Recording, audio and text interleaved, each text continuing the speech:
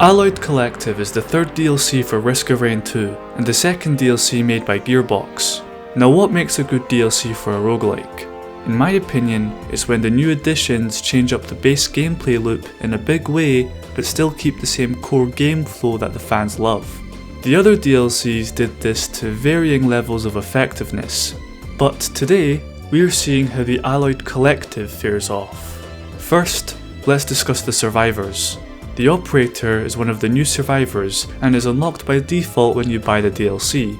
He is a very drone-centric survivor, with most of his abilities being affected differently by drones, and his passive drone tech allowing him to start with 2 free drones. In my opinion, he's easily one of the best and most versatile survivors in the game. Alloyed Collective's main focus on the player side of things is definitely drones. They have improved AI, 7 new drone types have been added, more on them later, and there's a new green item that heavily impacts your drones. All of these factors combined gives Operator a lot to work with in the new DLC. He also has one of the best movement skills in the game, Ascent Protocol, allowing him to gain tremendous vertical height and cover a large distance, with it also being very good against the final bosses. Did I also mention that he has 3 unlockable alternate abilities? These ones are alright. I still prefer his default kit, excluding his special. However, I do think Operator can be a bit too strong, especially once you start getting loads of drones. But then again, the same thing can apply to most DLC survivors. The next survivor introduced in this DLC is Drifter, which I have already made a separate video on how to unlock her. Now, Drifter has a very fun playstyle. Her default kit centers around her utility and her special. Repossess allows her to pick up almost anything, interactables, enemies, and even other players. Once picked up, she can use them to increase the damage of her primary attack, or she can throw them at other enemies, with some enemies and interactables applying stats effects to whatever they hit. Her default special, Salvage, allows her to create 4 temporary items at the cost of 8 junk. Junk spawns when hitting enemies with your primary attack, or any of her utilities. Junk gets stored in this meter, which you can use to activate her special skills, or bypass the cooldown of her secondary skills. Repossess is definitely one of the strongest utilities in the game. Just by being able to pick things up and move them wherever you please is already a bit much. But her alternate utility, Tornado Slam, allows her to gain even more speed and distance than Operator. This one's fine, I mean compared to other movement skills it's really good, but I do think Repossess has far more potential. Her alternate special, Tinker, allows her to reroll the items in printers, multi-shops, and even Aurelionite fragments, as if they weren't already overpowered. Not just once, but twice. And it allows her to turn regular items into a temporary version of itself while spawning its corresponding scrap. This ability also synergizes very well with her passive, Trash to Treasure, which will give you some bonus stats depending on what type of scrap you have.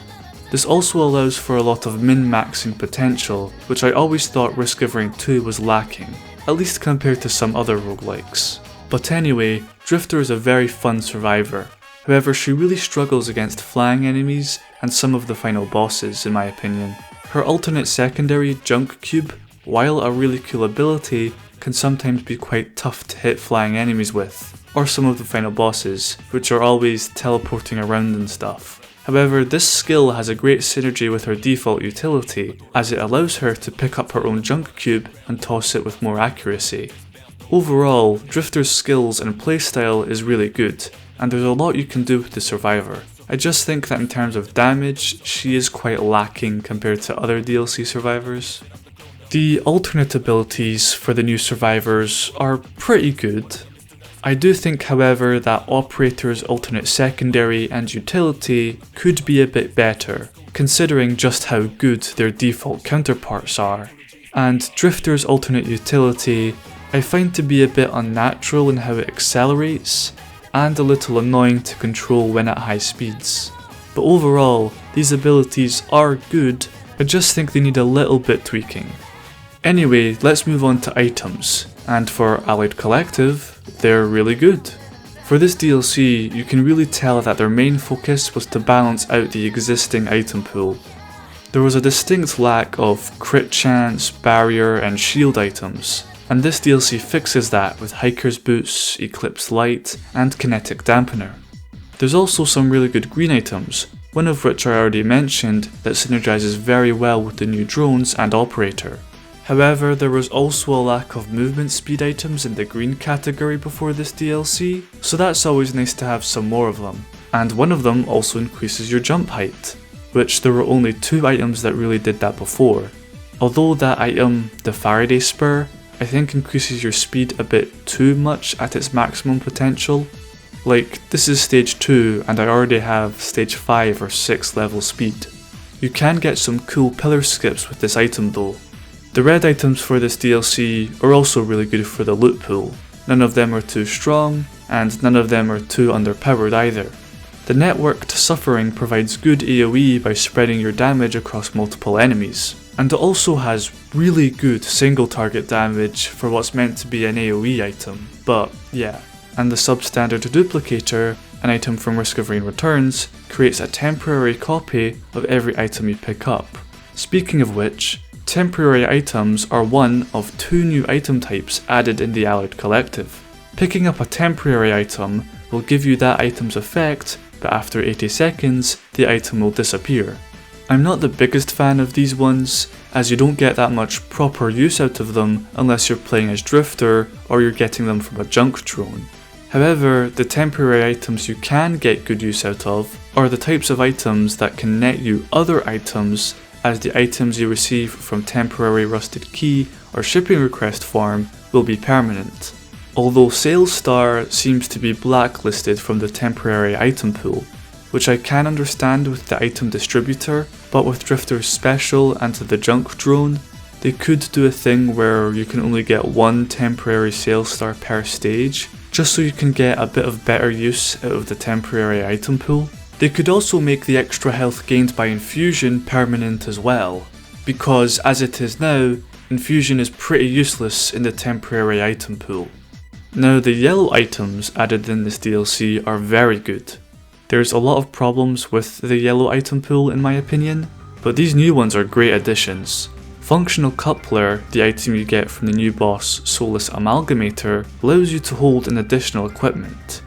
And the item you get from the Alloyed Hunter, the Faulty Conductor, will occasionally buff your allies, that includes drones by the way, and makes enemies more susceptible to electric damage by guaranteeing critical hits with any kind of electric damage when your allies are charged, which synergizes with a lot of other items.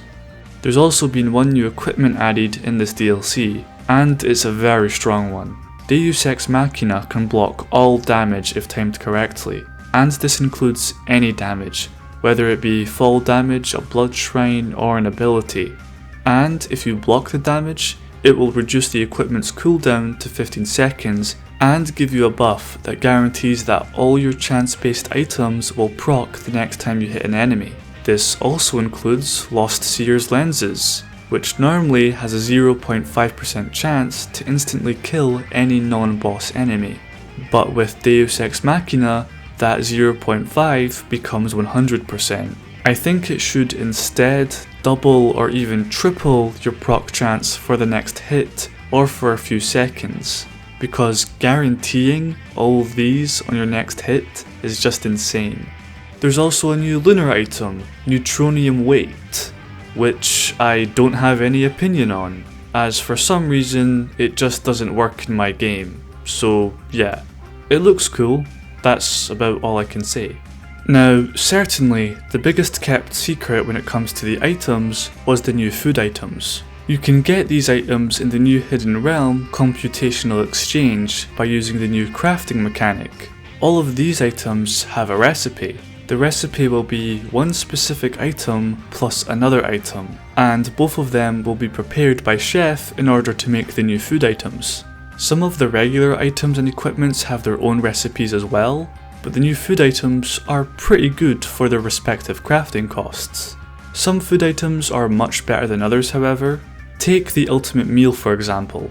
This item's recipe is 1 57-leaf clover combined with any of these red items. What this food item does is increase your luck by 2 when you're at full health. Now, 57-leaf clover increases your luck by 1, and before this DLC, it was debatably one of, if not the best item in the game. The ultimate meal is just on a whole nother level, and that's not even the strongest one. The sautéed worms has a 10% chance to summon ghost worms that seek out your enemies whenever you hit something. This sort of gets balanced out by the recipe being a molten perforator combined with a charged perforator, one of the rarest items in the game. But both of these items can also be crafted by Chef. Not only those items, but you can craft ATGs with just one bundle of fireworks and one sticky bomb. You can craft head stompers with hopu feathers, wax quails or Faraday spurs, shatter spleen with a noxious thorn and a will-o-wisp, which are all just insane trades. Now, one problem I have with these items and the crafting mechanic in general is that they are really strong. And to be honest, I feel like some of the items in this game were already quite overpowered. So adding even better items on top of that, and easier ways to get other really good items, kind of makes the late game much easier, which in my opinion, it was already far too easy before this DLC. And the new enemies don't really make the game more difficult either per se. Speaking of which, Alloyed Collective has added 6 new enemies, 4 new bosses, and 1 new elite type. The enemies are a nice breath of fresh air considering the last DLC only added 3. There isn't much of anything special to talk about with these guys, apart from the Soulless Extractor and the Soulless Invalidator. The Extractor will steal your items and then run away if it attacks you. The only way to get your items back is if you kill the enemy. And the Invalidators will nullify your items for a few seconds if it hits you. However, their attacks are very slow to balance out the difficult effect. Most of the new enemies are flying enemies, so that adds a lot of extra chaos to the teleporter events. The Soulless Distributors, however, have a unique method of attack, in which they will spawn these soulless mines to come after you. These can also be destroyed. The Soulless Prospectors are cool, mostly their design. They can catch you off guard sometimes if you're not paying attention. My only complaint about the enemies is that they're all early to mid-game style enemies. None of them provide much of a challenge once you get to stage 5 or beyond. However, the new teleporter bosses definitely make up for that. The Soulless Amalgamator is like a combination of all the other soulless enemies. It has the flamethrower from the Scorchers, it does the big AoE transporter attack, and as you damage the Amalgamator, parts of it will start to fall off. And some of these parts will gain a mind of their own and start attacking you independently from the Amalgamator. The second teleporter boss, the Alloyed Hunter, is an exclusive teleporter boss to the stage Conduit Canyon, and will always be the boss for that stage. Once you activate the teleporter, it will initially spawn a soulless control unit, but the Alloyed Hunter will just airstrike it soon after it spawns, so that the real fight can begin. And this boss fight doesn't disappoint. There's exploding lasers everywhere, airstrikes, and massive hit scan laser attacks. It can be quite easy as the more ranged survivors, as you can often hide behind these huge walls to avoid the more dangerous attacks. But overall, it's a really good boss fight, and an excellent precursor to the final boss of Alloyed Collective, the Soulless Wing. Now this is how you do a final boss. Unlike the other final bosses, the Soulless Wing only has 1 health bar, but the boss will gain new attacks as you progress through the fight. The Soulless Wing has 4 weak points attached to it. Destroying them will deal huge damage to the boss and stun it for a few seconds. Once you get about more than halfway through the fight, the arena will start to overheat, which will quickly begin to burn you and the boss. The only safe zones are these cooling pillars that also prevent the boss from burning. The only way to stop this is to destroy the main heater, which can be quite tough as melee characters, and then destroy the coolers to continue the fight. Or, if you're feeling dangerous, you can just destroy the coolers and stay in their radius, and let the heater inflict ignite on the boss to do more damage. The Soulless Wing itself has some really tough attacks. like this giant wall one, which can be quite an ordeal without good vertical mobility, or the laser grid that rises from the ground or lowers from the ceiling that requires the right positioning to avoid. And of course, there's a giant laser. My main complaint with this fight is that you can kind of skip the other phases by not killing the weak points one by one, and instead by getting them all to really low health and then finishing them all off at once. I think it would be better if you had to destroy each weak point individually, as to not make the boss too easy and to allow the player to experience the full extent of the fight, or at the very least, allow 2 of them to be damaged at a time. Another problem, and this is a problem with most final bosses, is that they really don't seem to be designed with any melee survivors in mind, especially Drifter and Mercenary, as those 2 really lack single target damage. After defeating the Soulless Wing, you can explore the area and find these prison matrices. Using one of these opens a hidden vault with some extra items inside. You can also use another one to unlock Drifter. However, I suggest keeping at least one of them every other run. The Soulless Wing will also drop this item, Encrypted Cerebellum. Entering the portal located where its eye used to be will send us to the new hidden realm, Computational Exchange. This is where we can find Chef, and also this giant soulless ball. This guy's name is Specs, although the community seem to prefer the name Grok, and he can give us the power to drop items, which gets most of its use in multiplayer. However, it can be used to refresh your prayer bead stacks. But the main secret with this area requires us to craft the exposed cerebellum by combining the encrypted cerebellum with a prison matrix or a sentry key. More on that one later. You can also craft this item using the encrypted cerebellum and some other items. These other ones feel kinda random, but anyway, we can give the exposed cerebellum to Specs, and in return, he'll summon a decrypted portal which takes us to the real final boss of the DLC, the Soulless Heart. I really don't know how to feel about this boss. Design wise, I'm not so sure. I think it looks kinda cool, mostly when it changes shape into something that isn't its default form. But personally, if you showed me this boss design, I would probably think it's from another game. But that's just a me thing. It's only one phase, which is quite disappointing, but it does have this one really cool attack where it smashes the floor, making the ground disappear, which was foreshadowed before the fight even began.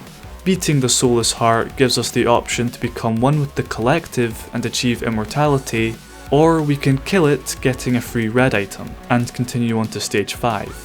Personally, I think I would have preferred if the Soulless Wing had an extra final desperation phase, similar to False Sun and Mithrix. But to be fair, the Soulless Heart is far from a bad final boss. It's just not something that I find to be the most exciting personally, mostly because of how it looks, and I think that most of the attacks are quite underwhelming. Well, except for this one of course.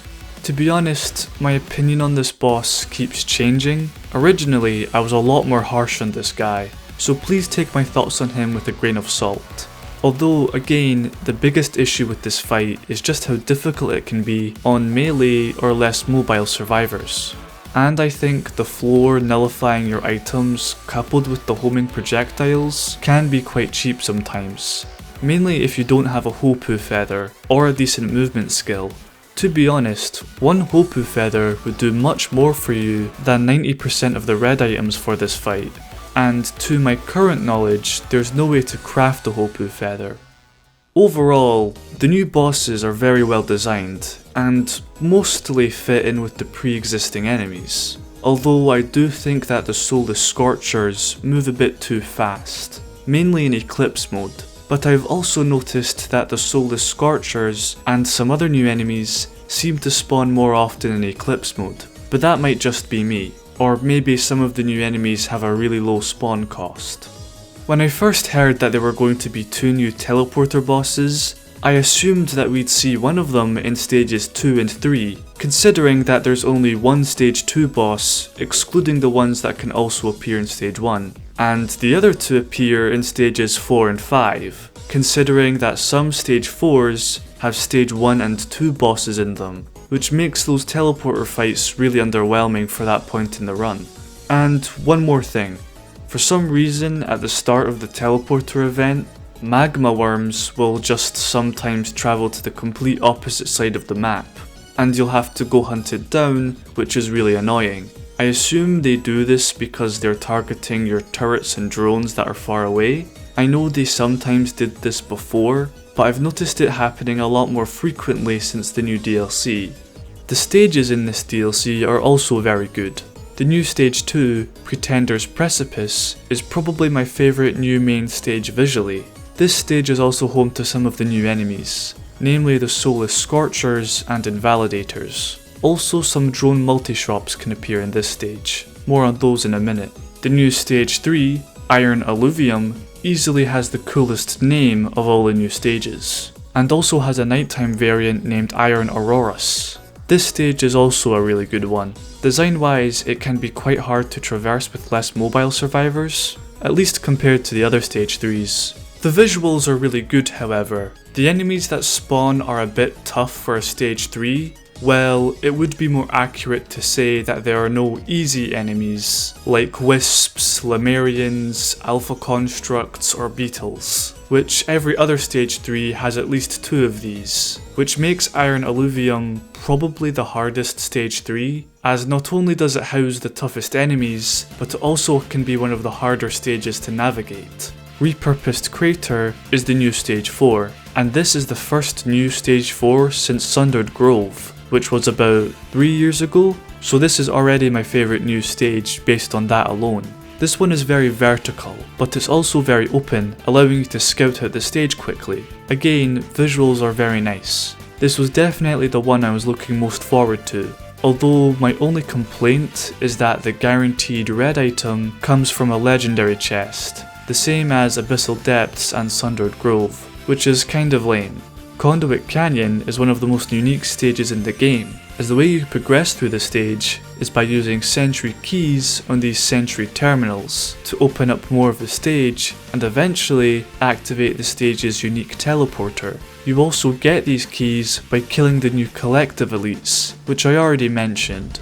These guys can also appear in regular stages after stage 5, but Conduit Canyon has other unique interactables like these warp tunnels that you can ride to get around the stage faster. I'm a big fan of adding unique gimmicks like this to stages. Unfortunately, the new main stages don't really have anything like this. Solutional Haunt is a good final stage. Obviously there's the boss fight, but after you've defeated the Alloyed Wing, there's still plenty of secrets to discover in the vaults of the arena.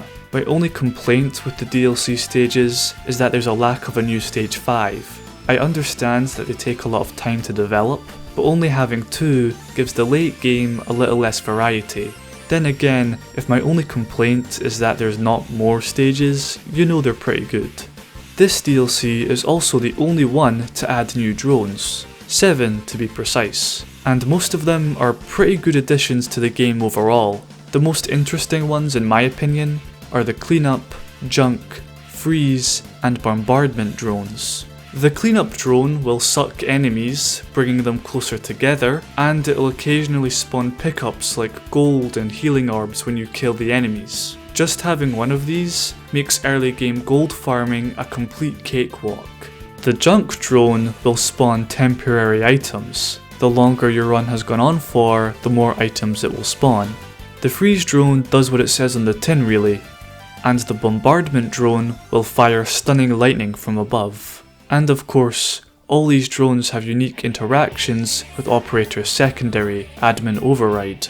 Overall, drones have seen a massive upgrade. Before they were just nice to have, but now they're a real thing to consider when crafting your build. There are also some new interactables that have been introduced, like the new drone multi-shop, which makes getting the new drones much easier.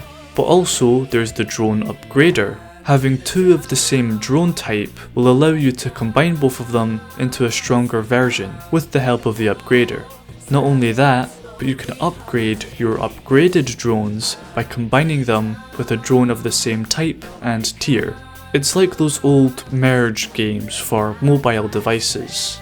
The highest tier of drone I've been able to craft so far is a tier 4 healing drone, so that was fun. You can also scrap your drones by using the new drone scrapper. Drones and gunner turrets now have their own respective rarity, allowing you to effectively convert your drones into items via 3D printers. There's also the new item distributor, which when purchased, it will produce 5 of the same temporary item. This one isn't that bad, mainly because of how low the price is. However, to get the most value out of these, I'd recommend waiting until right before you start the teleporter or when you move on to the next stage.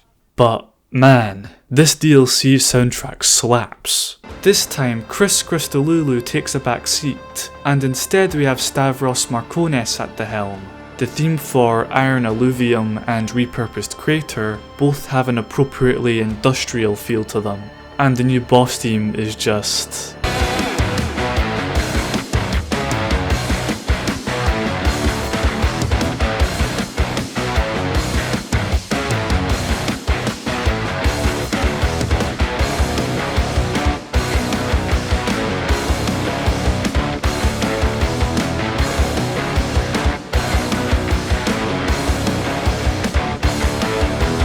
But the music for Conduit Canyon and the subsequent Soulless Wing fight are also fantastic. Also, the theme in the new Hidden Realm, Computational Exchange, is so cool and mysterious and foreboding. You know, the technical music terms. And of course, the Soulless Heart fight theme is another great song, for what is a bit of an underwhelming fight for me. There's also been some new achievements added. They're all just for survivors, their abilities, skins, and one new artifact. The Artifact of Prestige, which will spawn one guaranteed mountain shrine on every stage, and every mountain shrine's effects are permanent. The new unlockable skins are fine. There aren't any that I find to be that survivor's best skin, except for engineers. This is cool. Very owl-like, and I like owls. Although the new survivors don't get a purge skin, which is kind of lame. You get these purge skins by defeating the Soulless Heart, which can be quite a challenge on some survivors. Or really easy if you have sauteed worms. Just look at those burn stacks. But anyway, the thing with all the DLCs is that none of the new items have any unlockable achievements tied to them, apart from one equipment being unlocked by defeating the False Sun, which is a little disappointing as personally I like having a lot of different and fun achievements to complete. But that's more of a minor nitpick, and it's not a unique issue with this particular DLC. Overall, Alloyed Collective adds a lot of great new content. Items, survivors, and drones. It also refines a lot of the old content and perfectly fits in with the pre-existing gameplay loop, while also adding its own new additions that change up the meta. There's also much more enemy and stage variety. It's not perfect right now, mostly down to some of the balancing, which can always be fixed. But personally, I would give this DLC a 7 out of 10. But how does it compare to the other two? Well, to find that out, you'll need to wait just a few more weeks. Or if that video's already out, you can simply just check the description of this video. Anyway, thank you all for watching, and I'll see you next time.